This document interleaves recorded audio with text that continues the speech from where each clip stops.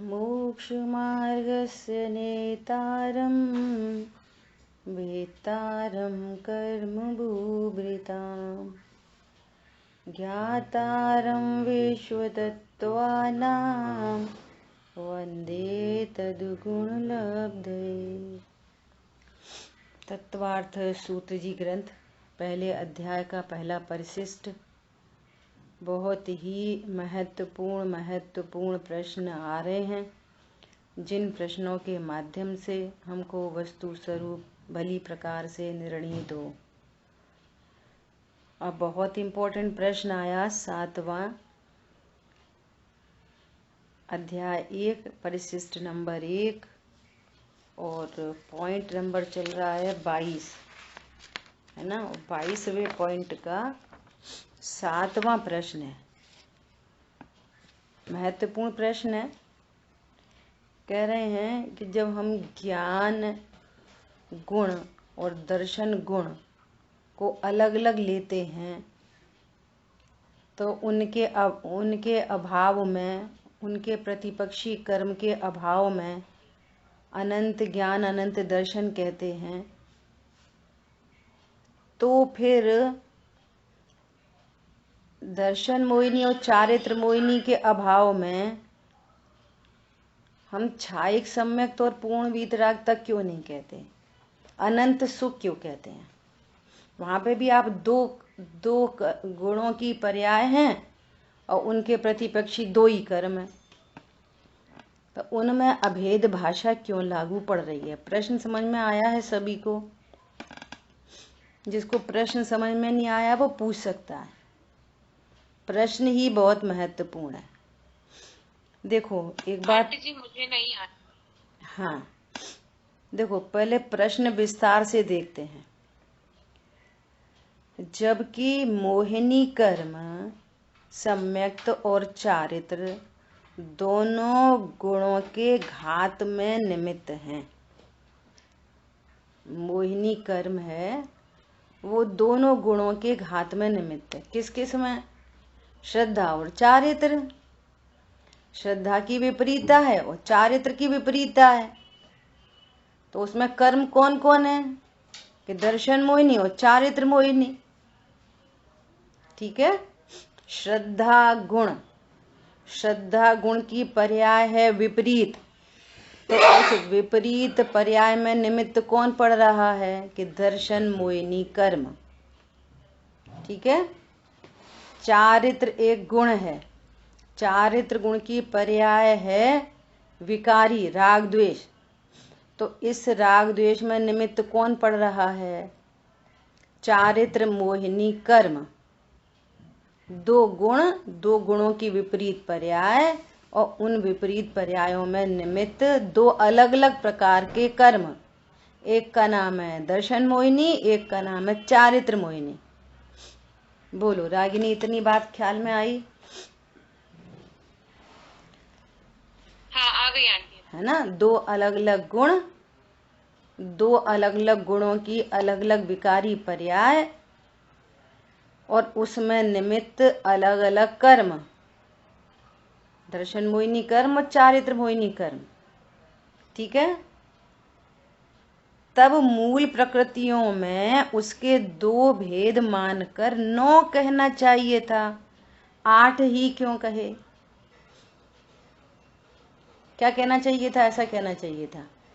मूल द्रव्य कर्म कितने प्रकार के? कि 2 प्रकार के, घाती और अघाती। अघाती कितने प्रकार के? कि 4 प्रकार के।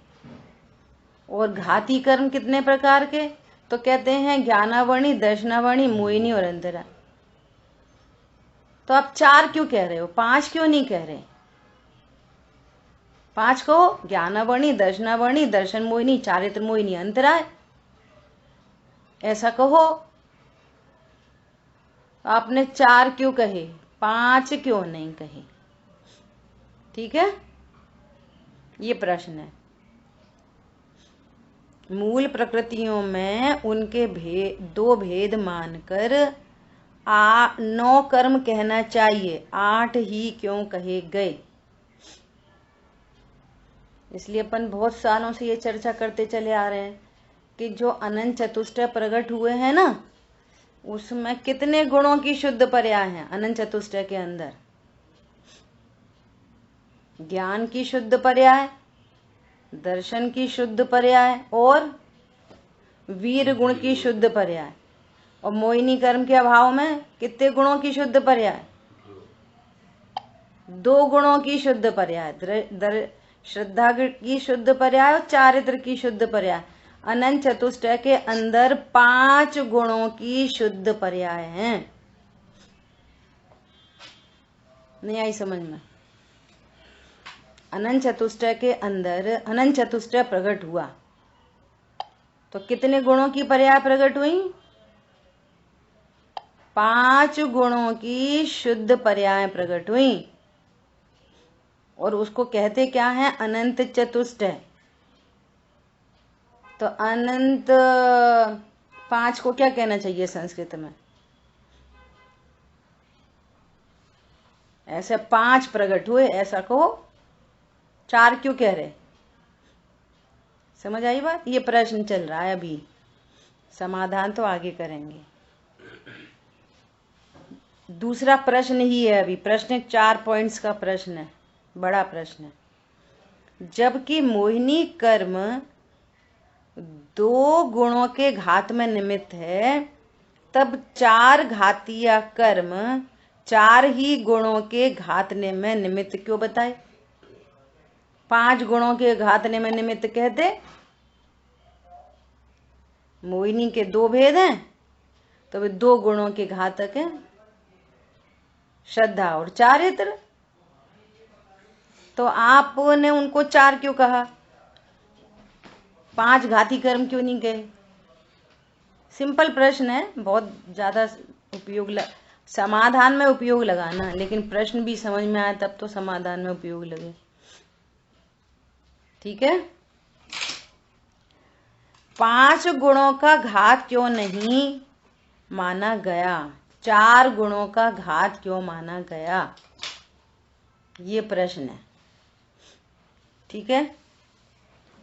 अभी से मुझे विकल्प आता है, लाओ किसी से पूछें कि क्या समझ में आई, फिर वो विलय को प्राप्त होता है। छोड़ो छोड़ो, आगे बढ़ो, सब अपने अपनी योग्यता से समझ ही रहे होंगे। ठीक है? अपनी जिम्मेदारी उठाएं और समझने की कोशिश करें। हाँ, समझ में नहीं आए तो जरूर पूछें। I am ready, always ready. अब अपने आप से ही आप ये करोगे, ठीक है होगा कुछ, ठीक है समझ लो, सुन लो, तो फिर वो अपनी हानि है ना? ऐसा शुद्ध जीवों के कर्म नष्ट होने पर प्रकट होने अब मेरे में कुछ लिखा नहीं है, क्या है? जो 8 गुण कहे हैं उनमें चारित्र को न कहकर सम्यक्त को ही कहा है, इसका क्या कारण है? सिद्ध भगवान को जब बात चलेगी ना तो कहेंगे उनको 8 गुण, 8 कर्मों के अभाव में 8 गुण प्रकट हुए। तो वहां पहले गुण का नाम कहेंगे पर्याय का सम्यक्त्व, छाय ज्ञान, ऐसा बोलेंगे सम्यक्त्व। तो आपने छाई श्रद्धा, छाई वीतरागता क्यों नहीं बोला? सम्यक्त्व ही क्यों बोल दिया अकेला? 5 क्यों नहीं बोले? 9 क्यों नहीं बोले? ऐसी बात आ रही है ना?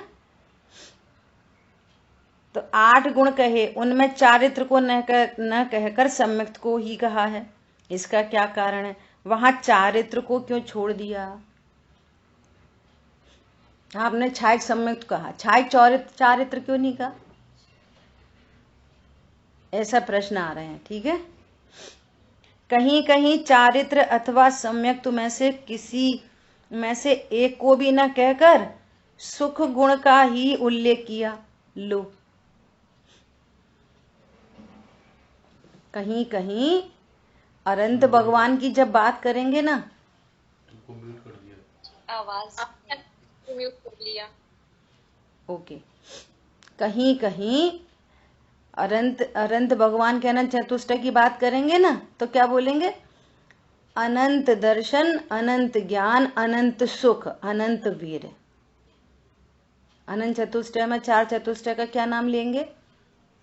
अनंत ज्ञान, अनंत दर्शन, अनंत सुख और अनंत वीर है। यहां तो श्रद्धा चारित्र दोनों ही की बात नहीं करी, यहां तो सुख को ही बोल दिया। देखो ये समझना बात कि अपन ऐसे अनंत चतुष्टय के नाम बोल देंगे, कोई पूछेगा क्या है अनंत चतुष्टय, तो बोल देंगे अनंत सुख, अनंत वीर। लेकिन ज्ञान वहां पे वर्क नहीं करता कि ये श्रद्धा और चारित्र का क्या हुआ, ये तो कुछ बताया ही नहीं। ये जो प्रश्न होते हैं ना, ये कहाँ से, ये किसी शिष्य के ज्ञान की उपज होती है तो भी लिख देते हैं। हमें ये प्रश्न नहीं आया कभी कि अनंत चतुष्टय में श्रद्धा चारित्र का नाम क्यों नहीं है, सीधे सीधे अनंत सुख क्यों कह रहे हैं। तो यहाँ प्रश्न उठाया है, क्या उठाया है, वहां पे श्रद्धा और चारित्र का नाम क्यों नहीं लिया, आपने सुख क्यों बोल दिया।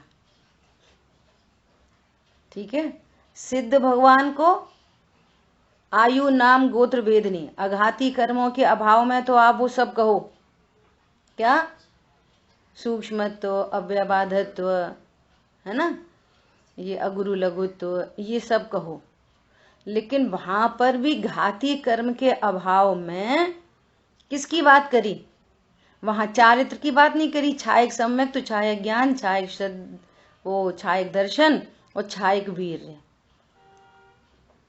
ऐसी बात की। वीर का ब्रैकेट ओपन किया तो छायक दान, लाभ, भोग, उपभोग, इनमें छायक लगा के नवलब्धियों की बात की, वहां पे भी चारित्र की बात नहीं की। ऐसे ये 3-4 प्रश्नों का ग्रुप है। ठीक है, क्लियर हो गई बात। अब देखो अपन पढ़ते तो बाद में है, या पहले पढ़ ही लेते हैं। देखो जो जीव को सुख प्रकट हो, किसी जीव को सुख चाहिए, प्रत्येक जीव को सुख चाहिए, है ना, और सुख स्वरूपी होने पर भी सुख चाहिए। प्रत्येक जीव द्रव्य स्वभाव से कैसा है, सुख स्वरूपी। कितनी गजब की बात है कि पूरे विश्व में सुख के नाम पर बाहर विश्व में कुछ है ही नहीं, क्योंकि वे स्वयं सुख रहित। किसी अन्य द्रव्य में सुख नाम की चीज नहीं। पुद्गल, धर्म, अधर्म, आकाश काल में तो सुख नाम की चीज ही नहीं है, उनमें सुख नाम का गुण नहीं है। दृष्टांत से यदि अपन ऐसा बोलें कि चीनी में ही मिठास गुण है, बाकी तो नमक, हल्दी, मिर्ची, खटाई, जीरे आदि आदि में मिठास है ही नहीं, एकमात्र चीनी में मिठास होती है। ऐसे ही एकमात्र जीव में ही सुख नाम की शक्ति है, सुख नाम का गुण है। अन्य किसी द्रव्य में तो सुख नाम की शक्ति गुण है ही नहीं, उनका धर्म ही नहीं है सुख। पुद्गल, धर्म, अधर्म, आकाश काल में, और अन्य जीवों में उनका है, हमारा नहीं। यहाँ ट्रांसफर की व्यवस्था नहीं। एक जीव सुखी है तो वो ट्रांसफर करके वो अपना सुख किसी और को दे दे। सिद्ध क्षेत्र में अनंत सिद्ध भगवान विराजमान है, अनंत निगोदिया विराजमान है। उन्हीं प्रदेशों में विराजमान है जहां ही सिद्ध भगवान के आत्मा के प्रदेश है। वे अनंत सुखी हैं, वे अनंत दुखी हैं। सो ट्रांसफर की व्यवस्था नहीं। एकमात्र जीव, प्रत्येक जीव में अपना अपना सुख गुण है, अपने अपने सुख की शक्ति है, और वो पर्याय में वर्तमान में व्यक्त नहीं है, क्योंकि एक्टिविटी पूरी पर्याय में होती है। एक्टिविटी कहाँ होती है, पर्याय में। जैसे कोई मैच बॉक्स है, मैच बॉक्स, तो मैच बॉक्स कैसा है, गरम कि एकदम प्रकाशमान। मैच बॉक्स कैसा है, ना वो गरम है ना प्रकाश है। लेकिन जब एक्टिविटी क्रियात्मक, अब देखो उसमें एक काड़ी में उसमें प्रकाश भी है और गर्म भी है। और शक्तिमान पदार्थ कैसा है? निष्क्रिय। मैच बॉक्स क्या है? शक्तिमान पदार्थ, निष्क्रिय। और एक्टिविटी कहाँ होगी? काड़ी में। ऐसे रब किया, अब ये देखो, अब हाथ नहीं रख सकते। मैच जिसमें अनंत शक्ति है वो गर्म नहीं है, और एक व्यक्ति हुई तो वो धुआं उड़ा दे। बोलो, व्यक्तता कहाँ पे होती है? पर्याय में। और द्रव्य कैसा होता है? निष्क्रिय। तो सुख शक्ति है। देखो, उस मैच बॉक्स में शक्ति है, प्रकाशत्व की और दाहकत्व की, लेकिन व्यक्तता चाहिए तो वो कुछ काम बने। ऐसे ही प्रत्येक द्रव्य शक्ति अपेक्षा सुख स्वरूप ही है, सुख शक्ति है, लेकिन उसकी पर्याय में व्यक्ति हो तो आनंद होए। मैच बॉक्स रखा है और गैस जलानी है और खाना नहीं बन पा रहा, तो भैया मैच बॉक्स रखा है तो यूज एंड एंजॉय। यूज करने पर एंजॉय होता है, यूज ही नहीं करो तो खाना ही नहीं बनेगा, सुखी नहीं होंगे। पर्याय में व्यक्तता नहीं है। ठीक है, अब सुनना, उस सुख के घातक, उस सुख का घात दो गुणों की दो अशुद्ध पर्याय से होता है, एक मिथ्यात्व और एक अस्थिरता, राग द्वेष। दो सुख के घात में किस किस से सुख का घात होता है? तो उनको इकट्ठा बोलते हैं मोहिनी कर्म दुख का कारण है। तो मोहिनी कर्म मूल कर्म है, उसकी दो उत्तर प्रकृतियां हैं, दर्शन मोहिनी, चारित्र मोहिनी। और वे भिन्न भिन्न प्रकृतियां भिन्न भिन्न गुणों की पर्यायों पर इफेक्ट डालती हैं। निमित्त नैमित्तिक, इफेक्ट डालना मतलब निमित्त नैमित्तिक संबंध है। तो श्रद्धा की विपरीतता से भी दुख होता है, और जब तक चारित्र में भी अपूर्णता है तब तक भी दुख चलता है। लेकिन श्रद्धा का दुख अनलिमिटेड है, एंडलेस है, और चारित्र का दुख उससे कम है, बहुत कम है, बहुत कम। लेकिन जब तक संपूर्ण चारित्र की शुद्धता प्रकट नहीं होती तब तक वो उतना राग भी दुख में निमित्त बनता है, सुख में निमित्त नहीं बनता कभी भी। राग चाहे किसी का राग हो, कितना अल्प राग हो, तो उस सुख की उत्पत्ति में कौन है? दो गुणों की विपरीतता है, श्रद्धा और चारित्र। उसमें निमित्त है दो कर्म, कौन कौन से? दर्शन मोहिनी और चारित्र मोहिनी। तो ये दोनों को कंबाइनली बोलते हैं कि दोनों ही सुख के घातक है, दोनों ही सुख के घातक हैं। तो दोनों मतलब कौन? कि मोहिनी, कॉमन करके क्या कह दिया? मोहिनी। और मोहिनी का अभाव हुआ तो क्या हुआ? अनंत सुख प्रकट हुआ। तो इस एंगल से तो अनंत भगवान को कहा जाता है कि सुख प्रकट हुआ। अब माम न तो श्रद्धा की बात की न चारित्र की बात की, दोनों की बात नहीं की। एक मोहिनी कर्म के अभाव में क्या कह दिया? सुख प्रकट हो गया। लेकिन वहां अंडरस्टूड क्या है कि सुख को घात करने वाला कौन कौन था? कि श्रद्धा की विपरीतता और चारित्र की विपरीतता।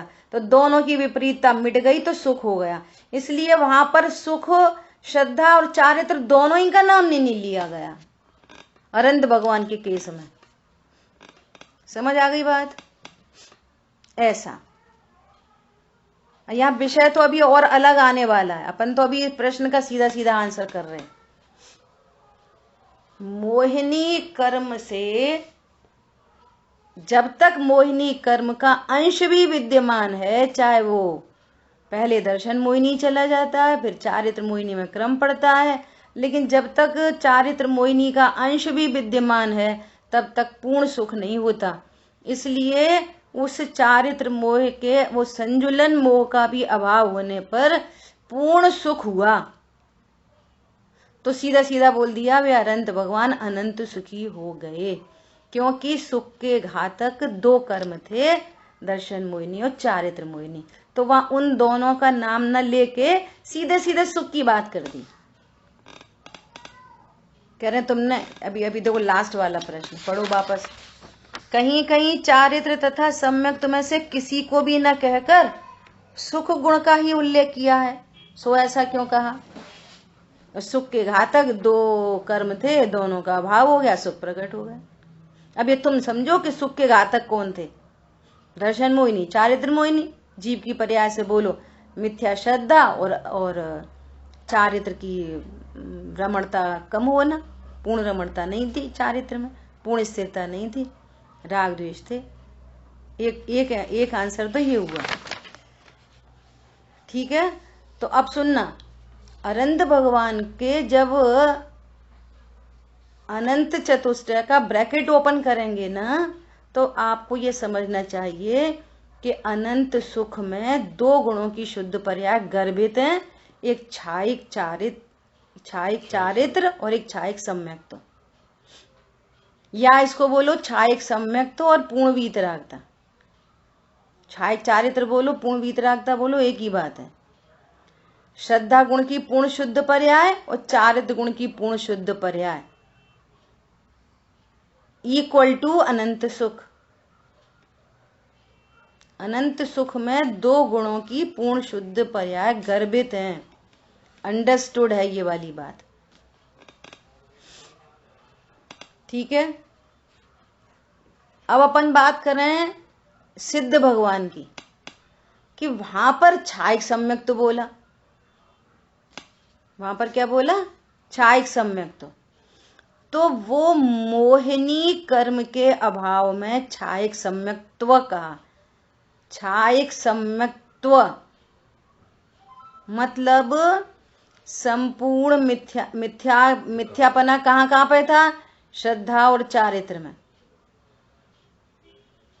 श्रद्धा और चारित्र में मिथ्यापना था, तो छायिक सम्यक्त्व प्रकट हुआ, तो दोनों गुणों की पर्याय में छायिक सम्यक्त्व हुआ, मतलब छायिक चारित्र और छायिक श्रद्धा। तो वहां दो अलग अलग न कह के अकेला वहां पर श्रद्धा की तरफ से नहीं कहा, छायिक सम्यक्त्व। मिथ्यात्व कहाँ था? दो गुणों की पर्यायों में, तो सम्यक्त्व छायिक कहाँ पे हुआ? दोनों गुणों की पर्याय में। तो क्या बोला? छायिक सम्यक्त्व तो कहां पर था? मिथ्यात्व कहाँ था? श्रद्धा और चारित्र में। तो सम्यक्त्व कहाँ पे हो गया? श्रद्धा और चारित्र में। तो बोल रहे हैं सम्यक्त्व, तो वहां पर भी अंडरस्टूड होना चाहिए कि मिथ्यात्व कहाँ था? श्रद्धा में, चारित्र में। तो श्रद्धा और चारित्र वहां छायिक कहने पर, सम्यक्त्व कहने पर भी उसमें दोनों ही गुणों की पर्याय गर्भित है। जैसे ऐसा कहा जाता है ना, इस भव के सब दुखन के कारण मिथ्या भाव। तो कौन कौन है मिथ्या भाव? अकेली श्रद्धा में मिथ्या दर्शन, मिथ्या ज्ञान, मिथ्या चारित्र। वहां पे बोला मिथ्या भाव, तो मिथ्या भाव में तीनों गर्भित हो गए। किस किस में मिथ्यापना है? ज्ञान में, श्रद्धा में, चारित्र में। तो तुमने अकेला मिथ्या भाव कहा, तो मिथ्या भाव मतलब श्रद्धा का ही मिथ्यात्व संसार का कारण है, चारित्र का नहीं, ज्ञान का नहीं, कि वो मिथ्यात्व में तीनों गर्भित। ऐसे सम्यक्त्व में तीनों गर्भित। एक नाम बोला जाएगा सम्यक्त्व, गर्भित होंगे तीनों। तो ज्ञान की तो अलग से बात कर दी, केवल ज्ञान, छायिक ज्ञान, तो वो तो यहां ले नहीं रहे। तो सम्यक्त्व में कौन गर्भित हो जाएंगे? दो, श्रद्धा और चारित्र। ठीक है, ये पूरी टेक्निकल चर्चा हो गई। अब अपन उत्तर पढ़ते हैं। आंटी जी, क्या अपन ऐसा कहेंगे कि जैसे है ना, मिथ्या दर्शन गया तो चारित्र तो जाएगा ही जाएगा मिथ्या। क्योंकि मेन तो वही है ना कि जब तक मिथ्या मतलब उल्टी मान्यता खत्म नहीं होगी तब तक इधर आ ही नहीं सकते ना। ठीक है, मिथ्या तो गया तो चारित्र सम्यक हुआ, कितना? अंश में। अनंतानुबंधी संबंधी, अप्रत्यख्यान संबंधी, प्रत्यख्यान संबंधी, लेकिन पूर्ण चारित्र तो नहीं हुआ जब तक संजुलन मात्र का अभाव नहीं हो। अभी पहले ही बोल दिया, अनंतानुबंधी कषाय बहुत अनंत दुख देने वाली कषाय है।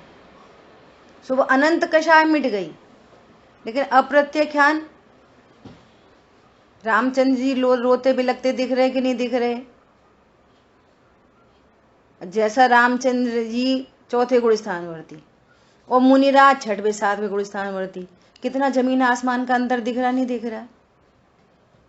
अब जैसे मुनिराज, अब मुनिराज प्रचुर वीतरागता के धारी, संजुलन मात्र तो शेष है पानी में लकीर जैसी, लेकिन आहारचर्या को जा रहे, पठन पाठन हो रहा, उपदेश आदि हो रहे, प्रायश्चित हो रहे।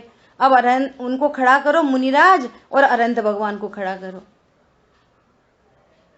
अरंत भगवान वे ही मुनि, अभी सोचो अंतर्मुहूर्त पहले वे मुनि अवस्था में थे, वे ही मुनि अरंत बन गए। अरंत कौन बनता है? वे ही मुनि अरंत बन जाते हैं संजुलन का अभाव होते हुए। देह देवल में ही विराजमान है, मनुष्य गति के जीव है, मनुष्य गति का नाम पा रहे, तरस पर्याय है उनकी। अरंत भगवान भी हमारे तुम्हारे जैसे मनुष्य गति के जीव है। अरंत भगवान कौन है? अरंत भगवान हमारे तुम्हारे जैसे ही मनुष्य गति के जीव हैं, लेकिन मुनिराज में और अरंत भगवान में कितना अंतर? अकेली संजुलन मात्र के अभाव के बाद।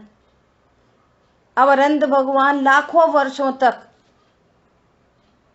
वर्षों तक उस देह में विराजमान रहे, अभी सिद्ध नहीं हुए, आयु कर्म का क्षय नहीं हुआ, लाखों वर्षों तक भी रहें तो भी कोई आहार नहीं, पानी नहीं, कोई डलनेस नहीं, कोई भाव नहीं। बोलो, ये विराजमान है समोशरण में। अरे समोशरण नहीं भी हो तो भी बोलो, कोई खेद नहीं, कोई क्षुधा नहीं, कोई तृषा नहीं, कोई पसीना नहीं, सब विकारों का अभाव हो गया। कोई आश्चर्य नहीं, लोकालोक झलक रहा, अरे ये तो अच्छा वाला समदृष्टि था, अरे ये तो मुनिराज थे, अरे ये तो हमारे समर्षण में बैठे थे, इतने दिनों से बैठे थे, ये मंखली ओछा, अरे ये तो चल दिए वहां, अरे ये क्या कर रहे? कोई खेद नहीं, कोई आश्चर्य नहीं। पॉइंट समझ में आ गया? वे भी अभी देह देवल में ही विराजमान है अरंत भगवान, मनुष्य गति के जीव है, हमारे तुम्हारे जैसे मनुष्य गति के जीव है, और वहीं पर वे मुनिराज मनुष्य गति के जीव है। बाहर से परिचय करें तो वो सिद्ध होंगे, तब देह का भी अभाव होकर अनंत काल के लिए सिद्ध क्षेत्र में विराजमान होंगे। अब संजुलन कषाय का कितना कार्यक्रम चल रहा है? बोलो, जो आहार का जो विकल्प आ रहा है मुनिराज को, तो वो उतना विकल्प उनको स्वभाव से दूर करता होगा कि नहीं करता होगा? बोलो, प्रचुर वीतरागता कहाँ प्रचुर स्वभाव का आश्रय, और कहाँ वो विकल्प उत्पन्न हुआ? तो संपूर्ण राग का अभाव होने पर, संपूर्ण चारित्र मोहिनी कर्म का अभाव होने पर अब हुए वे अनंत सुखी। तो जहां जैसी अपेक्षा हो उसको वहां वैसा समझना चाहिए। ठीक है, एक एंगल क्या है? दर्शन मोहिनी गया, सब कुछ सब चला गया, एक अपेक्षा ये संसार चुल्लू भर रह गया, लेकिन रह गया ना, रह तो गया। हमने 1 करोड़ का कर्जा चुका दिया, अब हमें 1000 और देने हैं ना, 1000 रुपए भी, तो विकल्प तो है ही, हमारे पास 1000 भी तैयार रखे हैं। सुनना, हमारे पास 1000 रुपए भी तैयार रखे हैं बिल्कुल, लेकिन जिसको देने हैं वो फॉरेन कंट्री चला गया, किसको दें? तो उतनी टेंशन तो है ही ना कि भैया देने हैं, किसी को रुपए देने हैं। तुम भाई साहब कब आ रहे? अभी तो हमें आने में 1 महीना लगेगा, हमारे पास तो तैयार रखे, पर 1 महीने बाद आएगा तब दे पाएंगे, भले ही तैयार रखे हैं। दृष्टांत है समझने के लिए। सर्वार्थ सिद्धि जो गए हैं, हम तुम समझ रहे हैं, सर्वार्थ सिद्धि से जो जीव आता है, वो कितने भवों तक रुलता है? सर्वार्थ सिद्धि से आने वाला जीव कितने भवों तक रुल सकता है? बोलो। एक भवातारी है। तो अब मालूम है कि हम एक भवातारी हैं, तो भी 33 सागर रहना पड़ रहा है कि नहीं रहना पड़ रहा? पॉइंट समझ में आया? ये कहना है। दूसरी अपेक्षा क्या है? चौथा ही तो गुण स्थान है, अभी तो इतना काम, इतना। अरे तेरा पूरा काम हो गया, टेंशन मत कर। मिथ्या तो गया, मानो सब गया। एक अपेक्षा ये है। दूसरी अपेक्षा क्या है? अरे नहीं, अभी 3 कषाय विद्यमान है। अरे अब तो मुनि बन गए, संजुलन ही तो रह गई है कि नहीं, उसका भी अभाव करो तब तुम अनंत सिद्ध होगे। और इसका अभाव नहीं हुआ तो डिमोशन हो जाएगा, चौथे में जाना पड़ेगा। फिर मालूम नहीं है 4 भव बचेंगे, 2 बचेंगे, 3 बचेगा, 1 बचेगा। समझ आई बात? ऐसे है, समझने की बात है। देखो, जब जीव अपना निज स्वरूप प्रकट न करे और सांसारिक दशा को बढ़ाए, तब मोहिनी कर्म निमित्त है। किंतु यह मानना सर्वथा मिथ्या है कि कर्म जीव का कुछ कर सकते। निमित्त की तरफ का कथन है कि कर्म है ना, जीव को रुलाता है। संसार दशा को कौन बढ़ाता है? मोहिनी कर्म, है ना। सांसारिक, देखो ये अपन ने 2 लाइन पढ़े हैं, तो फिर कैसा लगेगा? हाँ सही बात है। फिर बोले नहीं, जीव कुछ नहीं कर सकता, तो कहेंगे हाँ सही बात है। मतलब कितना अलर्ट ज्ञान चाहिए।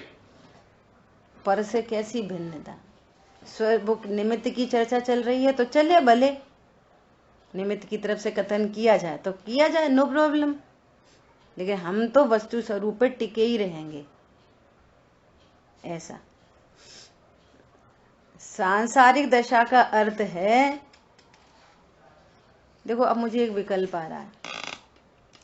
कल हमारी चर्चा हुई भैया से, सब वो जो सभा चल रही थी ना, सब लोग अपना अपना मंतव्य दे रहे थे संजीव जी के बारे में, है ना। दादा को भी चिंता, दादा ने तो स्टार्टिंग ही कहां से की? मैं तो समाधि में हूं। स्टार्टिंग ही उनने यहीं से की। पहली लाइन बोली, मैं तो समाधि में ही हूं। अब संजीव जी का वियोग हुआ तो समाधि में होने पर भी शेष कषायों में चिंता हो सकती है। अरे मुनिराजों को भी आर्त ध्यान कहा है, धर्म ध्यान के साथ में। जितनी शेष कषाय उतना आर्त ध्यान, रौद्र ध्यान नहीं होता उनको। देखो इतना सुव्यवस्थित मार्ग है, किस गुण स्थान में कौन सा अशुभ ध्यान हो सकता। अब मुनिराज का ही कोई शिष्य अगर आयु कर्म पूरा होए और वो उसका वियोग हो जाए तो मुनिराज भी को भी दुख हो सकता है। बोलो ठीक है, तो उन्हें चिंता हुई, बोलो हमारे बच्चों को कौन पढ़ाएगा। संजीव जी ने तो बहुत जिम्मेदारी उठा रखी थी। पॉइंट समझ में आया? अब किन्हीं अन्य को ऐसे भी विकल्प आए कि एक तरफ तो उनके कर्तृत्व की बहुत प्रशंसा, उन्होंने ऐसा किया, इतने इतने डेडिकेटेड थे कि 3 टाइम स्वाध्याय करानी है, मतलब करानी है। गाड़ी साइड में पार करते और वहाँ से क्लास चालू करते, है ना। ये उन्होंने प्रशंसा का कार्य किया, उसमें प्रशंसा। दूसरी तरफ से ये वाली बात अभी आ रही है कि भैया अपने स्वास्थ्य का ध्यान रखना चाहिए, एक्स्ट्रा बर्डन नहीं लेना चाहिए, ये भी चर्चा आ रही है। अब जो ऐसी बात कह रहे हैं कि एक्स्ट्रा बर्डन नहीं लेना चाहिए, क्या उन्हें क्रमबद्धता का पता नहीं है? क्या उन्हें वस्तु स्वरूप का पता नहीं है? देखो अब वस्तु स्वरूप का पता होने पर भी किसको क्या विकल्प उत्पन्न हो सकता है, ये भी क्रम नियत है। मतलब अपने आनंद का मार्ग है, होता स्वयं सबका परिणाम, कोई नहीं करता कुछ काम। बात खत्म। उनने ऐसा क्यों कहा, उनने ऐसा क्यों कहा, किसने कहा, कौन कहे, कौन सुने, और जो कहा गया वो होने योग्य कहा गया कि अयोग्य का, मतलब कोई बात ही नहीं। जो कह रहे हैं कि नहीं भैया अपना भोजन पानी सुधार करो, उनको भी मालूम है भोजन पानी क्या करता है। असाता के उदय के बिना, साता के उदय के बिना, और सब पता है, फिर भी ऐसे भाव आते हैं धुआंधार। कोई ने ऐसा कहा कि जब वहां पर कोई तरह का अब डॉक्टर ने कह दी थी कि अब कोई चांस नहीं है, तो हॉस्पिटल में कोई रोका, घर क्यों नहीं ले गए। भैया कौन बिगाड़े, कौन सुधारे, कौन परिणमन कराए, जिसका जो क्षेत्र से क्षेत्रांतर जो सब फिक्स है। अब जो ये कथन करने वाले भी किसी अपेक्षा से किसी नए से बात कर रहे हैं, समझ में आ रही है। और यदि हमने अपेक्षा नहीं समझी तो हम एक नया राग द्वेष को जन्म देंगे, और वो हमारे लिए होगा वो राग द्वेष, दूसरे के लिए नहीं। इसलिए कहे तुम नए विभाग को नहीं जानते। अज्ञानी इतना द्वंद्व में क्यों फंसता है, नए विभाग को नहीं जानते। कोई असद्भुत व्यवहारने का कथन है, कोई सद्भुत व्यवहारने का कथन है, कोई परम शुद्ध निश्चय का कथन है, ये सब समझना पड़ेगा। हाँ जी बोलिए निताशा जी।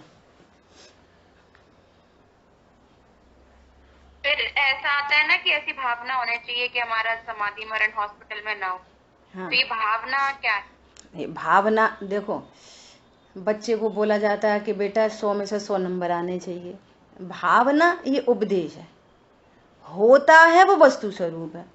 तो भावना तो हमेशा ऊंची भानी चाहिए, यही कहेंगे। लेकिन भावना से होता क्या है, ये एक शुभ विकल्प है।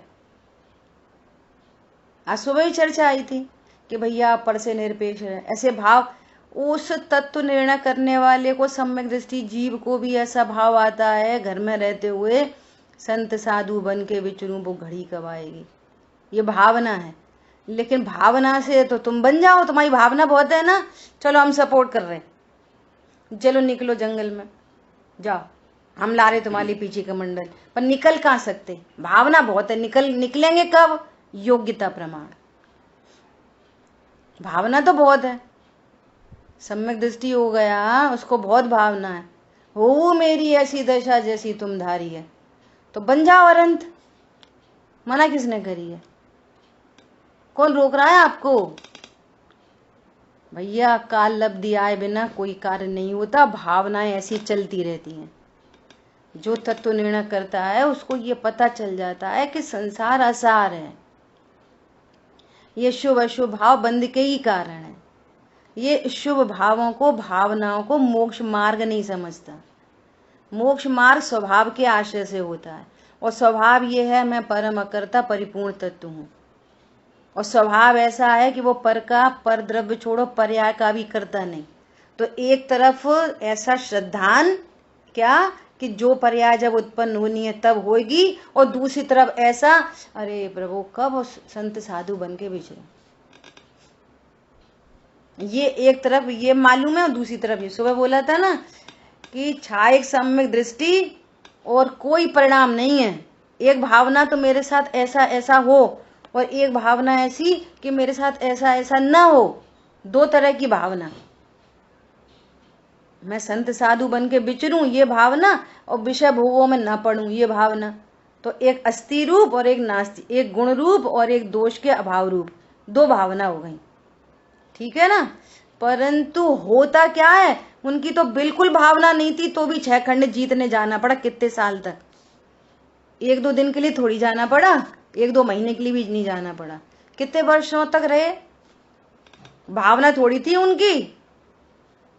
जो अपने को एकाकी एकत्व लिए देखता है उनको 6 खंड जीतना था। बोलो अब सुनना इससे भी महत्वपूर्ण बात। कि ये दोनों भावनाएं भी तब फलीभूत होती हैं जब मूल में त्रिकाली ध्रुव बसता है। ध्रुव के बिना ये भावना तो कुछ भी कार्यकारी नहीं और ये भी कुछ कार्यकारी नहीं, दोनों ही भावना कुछ कार्यकारी नहीं। इसलिए अस्थि चाहिए पॉजिटिव। नास्ति कितनों की करोगे, हमें ऐसा हो जाए भगवान ऐसा हो जाए, हमें ऐसा नहीं हो भगवान ऐसा नहीं हो। बहुत खोटा उदाहरण है लेकिन दे रहे हैं। कोई ऐसा विचार करे, हे भगवान लड़का हो जाए, हे भगवान लड़का हो, हे भगवान लड़की नहीं हो, लड़की नहीं हो। अरे तू शादी तो कर पहले। तेरी ये भावना कितनी बेकार की, लड़का हो लड़का हो लड़का हो। ये भावना कितने बेकार है कि लड़की नहीं हो, कुछ भी दृष्टांत है। तो तू शादी तो कर पहले। शादी करी नहीं, लड़का हो लड़का हो, तो इसको कैसा वो दुनिया में पागल बोलेंगे, ये बेवकूफ है एकदम, कैसी बातें कर रहा है। ध्रुव नहीं उपयोग में तो काय की भावना है वो। इसलिए एक चाहिए पहले, एक तब वो सब बातें कार्यकारी होंगी एक बार। और फिर भावना, टोडरमल जी ने लिखा है 5 समवाय के उसमें, काल लब्धि आए बिना अनंत पुरुषार्थ करने पर भी कार्य नहीं होता। समय पाए तरुबर फलें चेतक सींचो नीर, कारज धीरे होत है काहे होत अधीर।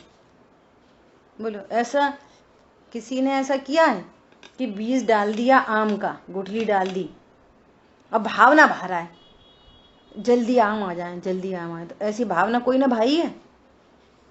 अच्छा, ऐसी भी कोई ने नहीं भाई कि बीज भी नहीं डाला, बोले हे भगवान हमारे घर में आम का पेड़ लग जाए। पागल, तू बीज तो डाल। अच्छा, बीज डाल भी दिया तो फिर भावना कोई भाता है? परसों निकले आए जरूर, परसों तो 2 पत्ते निकले नहीं है, परसों फल लग जाए। कारज धीरे होत है काहे होत अधीर, समय पाए तरुभर फल। तुम तो चेतक सींचो नीर, तुम तो जड़ में पानी डालो, पत्तों पर भी मत डालो। पत्तों को ग्रीन पेंट से नहीं पोतना, तुम तो जड़ में पानी डालो। इसलिए तुम तो एक जड़ त्रिकाली ध्रुव भगवान आत्मा, जिसके आश्रय से सर्व दोष मिटते हैं और सर्व गुण प्रकट होते हैं। तुम तो बस एक ध्रुव की धुन लगा लो बस। कैसा ध्रुव? हाँ, हम तो कहते हैं ध्रुव। कैसा ध्रुव? अकेला ध्रुव नहीं, ध्रुव का स्वरूप। और जो स्वरूप है ना, जानना, उसे जानने का भी स्वरूप। त्रिकाली ध्रुव का लक्षण और लक्षण का भी लक्षण। अब तक ज्ञान निश्चिंत हुआ। गेयों से ज्ञान नहीं होता, गे ज्ञान में नहीं आते, गेयों से लाभ हानि नहीं होती, मेरा कोई बिगाड़ सुधार नहीं कर सकता। ये है स्वरूप, तब ज्ञान निर्भर हो। अब भावना जितनी भानी है, लेकिन भावना आश्रय बंध तत्व है, भावना संवनिरा तत्व नहीं है। पूर्व में वैसी भावना बनती है, अनंतर पूर्ण क्षणवर्ती पर्याय है वो। जिसको भावना ही नहीं है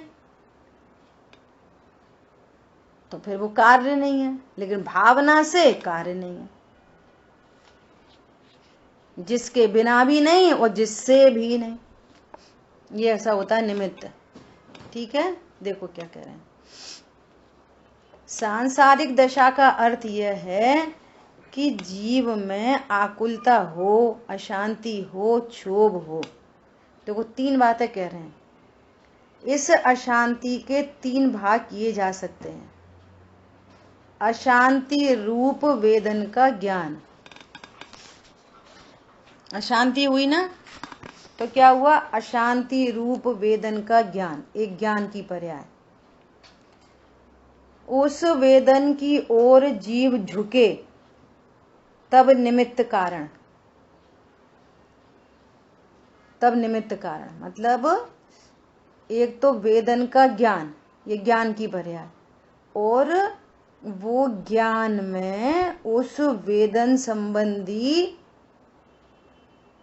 ज्ञानावणी कर्म का क्षयोपशम हो, तब उसका ज्ञान होता है। जैसे सामने पेंसिल पड़ी है और पेंसिल आवरणी कर्म का उदय हो तो सामने रखी पेंसिल नहीं दिखाई देगी, और पेंसिल संबंधी क्षयोपशम हो तो वो दिख जाएगी पेंसिल। समझ आई? वो निमित्त उपस्थित हो, उस ज्ञान संबंधी निमित्त। जैसे दुख हो रहा है दुख, और उस संबंधी क्षयोपशम नहीं है। अब क्षयोपशम बन गया टीवी का, तो टीवी ज्ञान में विषय बनने लगी, टीवी ज्ञान में विषय बनने लगी, आकुलता है और वो जानने में नहीं आएगी। दुख है वो जानने में नहीं आएगा। क्यों? ज्ञानावरणी कर्म का अभी क्षयोपशम कैसा है? टीवी या संबंधी, और फिर दुख संबंधी, तो उस संबंधी ज्ञानावरणी कर्म का क्षयोपशम निमित्त चाहिए। देखो जानने में कितनी चीजें काम करती हैं। तीसरा अशांति रूप वेदन, वो उसमें निमित्त पड़ता है वेदनी कर्म। वेदन में निमित्त पड़ता है वेदनी कर्म, और इन सब में निमित्त पड़ता है मोहिनी कर्म। ठीक है?